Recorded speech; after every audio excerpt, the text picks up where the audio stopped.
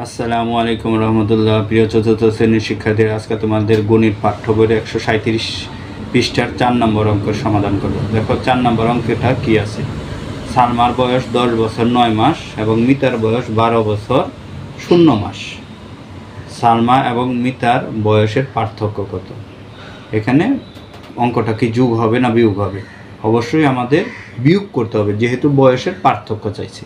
পার্থক্য নির্ণয়, কোনো কিছুর পার্থক্য নির্ণয় করতে হলে, সময়ের ব্যবধানের পার্থক্য নির্ণয় করতে হলে আমাদের অঙ্কটা কিন্তু বিয়োগ করতে হবে। তাহলে অঙ্কটা আমরা তুলে নেই।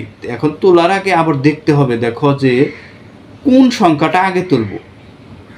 অবশ্যই আমরা যোগ হোক বিয়োগ হোক বড় সংখ্যাগুলোকে আগে তুলব। বড় সংখ্যা এখানে কি আছে? 10 বছর 9 মাস বড় না 12 বছর 0 মাস বড়? এখানে 0 মাস দিয়ে তোমাদের কি একটু কঠিন করে দিয়েছে। আসলে এখানে মাস দেখবা না, তোমরা বছর দেখবা। বছর কিভাবে দেখবা? যে 12 বছর আছে, এখানে কি 10 বছর আছে। অবশ্যই এখানে 10 বছরটাও 0 মাস উপরে লিখতে হবে, 12 বছর 0 মাস উপরে লিখতে হবে, আর 10 বছর 9 মাসটা নিচে লিখতে হবে। তাহলে আমি অঙ্কটা তুলে নিই, তুলে নিলে তোমাদের পরিষ্কার হবে। হ্যাঁ, অঙ্কটা দেখো তুলে নিয়েছি। তাহলে 12 বছরটা উপরে লিখছি, 10 বছরটা নিচে লিখছি। মাস যাই থাকুক, বছরটা আমরা দেখব। বছর 12 বছরটা আমাদের উপরে থাকতে হবে। তাহলে আমরা বিয়োগ করি। বিয়োগের বেলায় এখানে কি অঙ্কটা পরীক্ষার খাতায় আমাদের রাফ করা যেতে পারে। এখানে দাগ দিয়ে ডান পাশে একটু জায়গা রাখবা, ডান পাশে জায়গার মধ্যে আমরা রাফ করব। তাহলে এখানে দেখো যে উপরে 0 ছোট 9 বড়। তাহলে আমাদের কি করতে হবে? এই পাশের থেকে এই 1 বছর এখান থেকে কেটে আনতে হবে। তাহলে এখানে প্রথমেই একটা কেটে দিলাম, বিয়োগ 1 দিলাম, তার মানে 12 থেকে 1 কেটে নিলাম। তাহলে এখানে 1 লিখবো নাকি অন্য কিছু লিখবো বলো তো? এখানে অবশ্যই 1 বছর আনছি না, এখানে 1 বছর লিখবো না। তাহলে কি 1 বছর সমান কি 12 মাস, তাই না? 1 বছর সমান কি 12 মাস। তাহলে এখানে যোগ করবো হলো 12। ছোট্ট ছোট্ট করে পরীক্ষায় বোঝানোর জন্য এভাবে লিখবে। তাহলে এখানে কি 12 মাস লিখবো। এখানে 1 বছরের থেকে কি এখানে মাসের ঘরে আসছে, তো মাসের ঘরে আসার জন্য যোগ 12।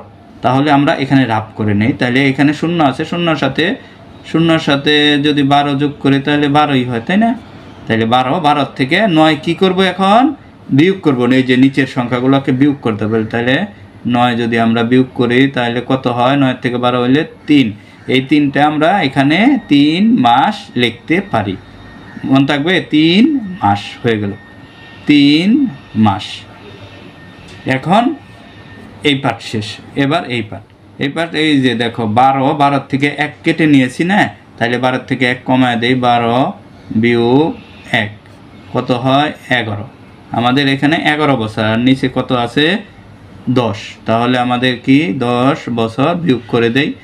11 বছরের থেকে 10 বছর বিয়োগ করলে 1 হয়। বিয়োগ করলে 1 হয় না, 11 থেকে 10 বিয়োগ করলে 1 হয়। এই 1 কি হলো? বছর। তাহলে কি উত্তর কি হবে? উত্তর 1 বছর 3 মাস। ক্লিয়ার?